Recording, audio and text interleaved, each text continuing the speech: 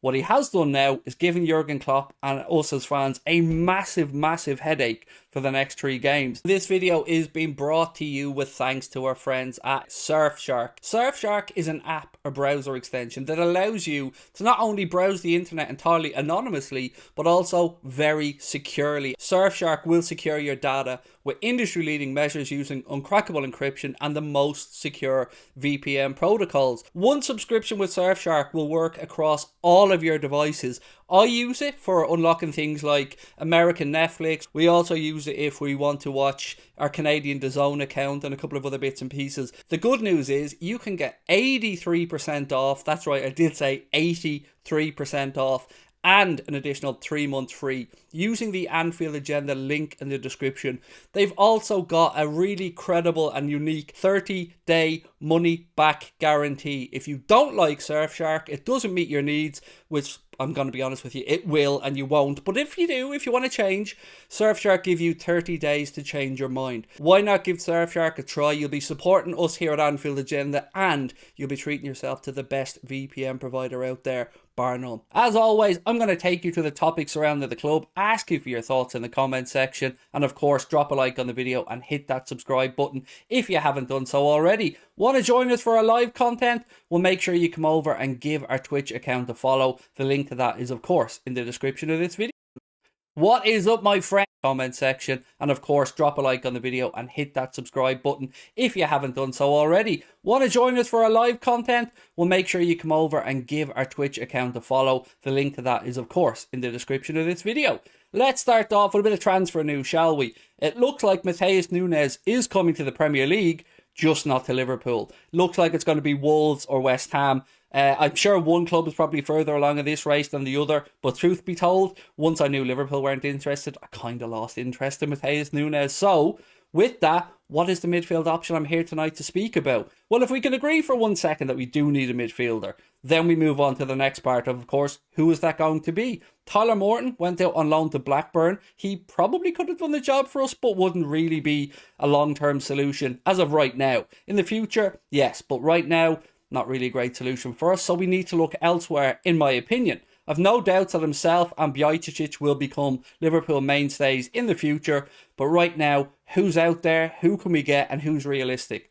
Well, one name I want to bring to the table today is somebody who we haven't mentioned a while. That is Luka Sucic, a Croatian midfielder, a young guy that plays for Salzburg. He's been linked from the mainstream media in Europe, but not so much over here. So again, you may have seen more of this kid than I have. Let me know your thoughts on him in the comment section. The articles that I've read haven't suggested a fee, but he is the right age bracket and the right profile of player that Jurgen Klopp should be looking at. So I'm a little bit excited by it, but I'm not certainly by any stretch saying that we're going to sign him. But I think that's a rumour that we can probably agree could have some legs to it.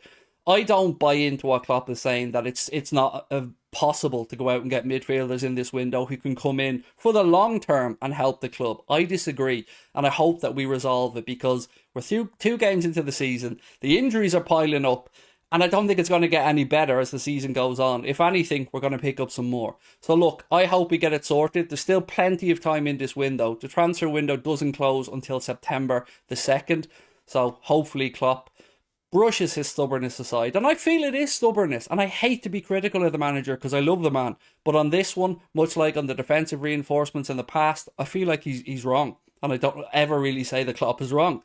Right, let's move on to the game against Manchester United coming up next week. It has become even bigger, if that's possible, with what's happened to us in the opening 2 Premier League fixtures. 2 draws from Fulham and Crystal Palace. Quite frankly, it's not good enough. Not good enough for a team that wants to minimum be in the Champions League, but realistically wants to be challenging Manchester City.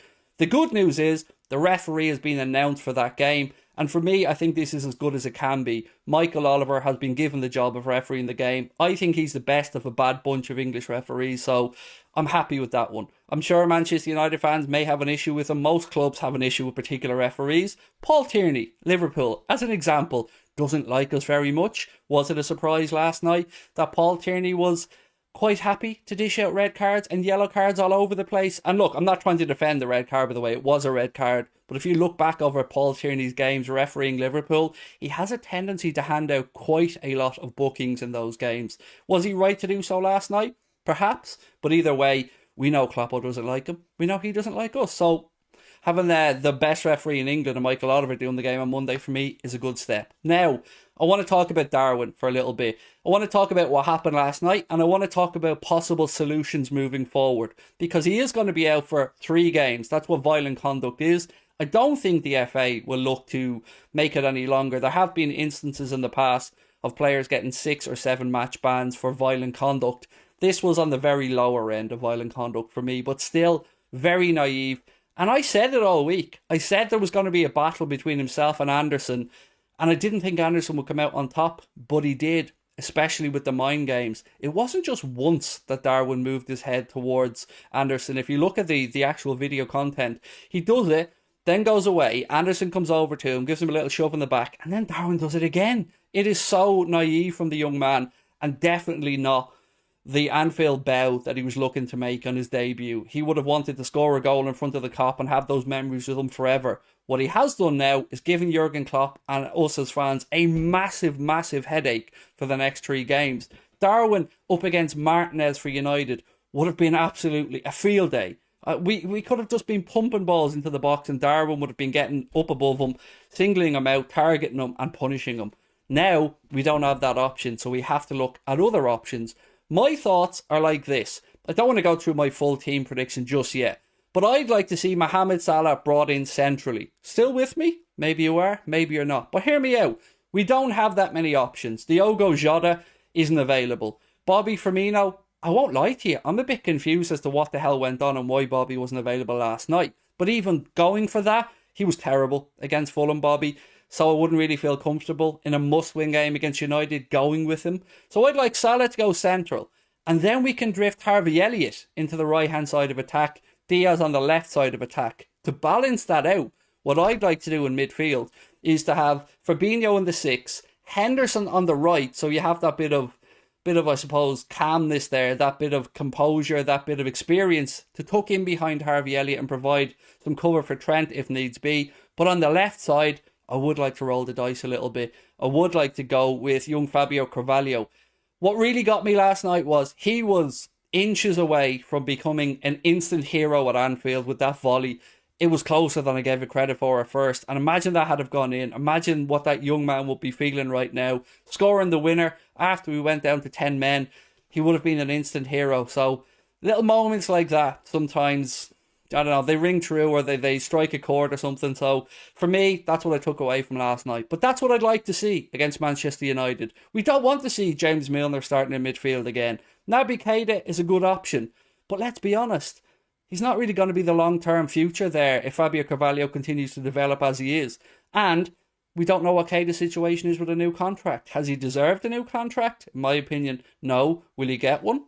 Let's wait and see. So look, I want to know what you guys are thinking ahead of this game against United on Monday, because it's easy for us all, and I include myself in this, to get carried away and be a little bit over optimistic. But the truth of the matter is, we've got 2 points from 2 games. We should probably have 6 points from 2 games. We're already 4 points behind Arsenal and Manchester City, and we quite simply cannot afford to drop any more points against Manchester United on Monday night. And that's before we get into the fact that it's Manchester United, a Manchester United who lost their opening 2 games, who were a bit of a shambles in the transfer market, whose players don't seem to want to play for their manager.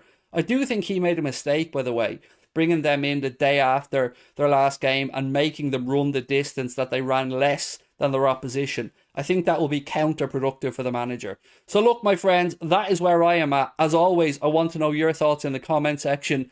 Do drop a like on the video for me as well. And don't forget to watch any of our live content this season, all of our watch-alongs, nightly news shows. Get yourself over to the Anfield Agenda Twitch channel. The link to that is in the description below. That is all from me. I will be back same time tomorrow. Hope you guys have a wonderful evening. Talk to you soon. Lots of love. Bye-bye.